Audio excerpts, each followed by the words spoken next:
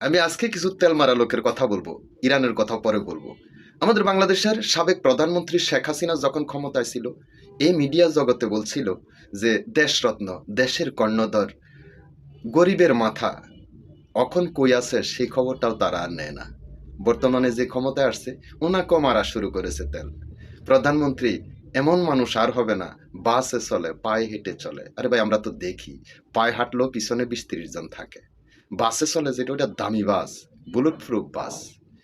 এই যে ইরানের প্রধানমন্ত্রী, দেখেন, মাসুদ পিজেশকিয়ান সিরা বোর্ড ফায়ার মধ্যে। আমি পরশুদিন ভিডিওতে দেখছি ব্লেজার যেটা গায়ে দিচ্ছে ওটা 350 টাকা, কাঁচা বাজার করতে যায় ব্যাগ হাতি নিয়ে। ওনাকে দেখে আপনি কি বলবেন? এরপরে জামাতের নেতাদেরকেও তেল মারছে। এখন আর তাদের মিডিয়ায় খবরও ঠিক মতো দেয় না। ছাত্রদেরকে নিয়ে আর ডক্টর ইউনুসকে নিয়ে তেল মারতে মারতে ফেনা উড়াই এলাইছে। এখন আর কই আছে ছাত্ররা, কই আছে ডক্টর ইউনুস, সেই খবর আর নেয় না।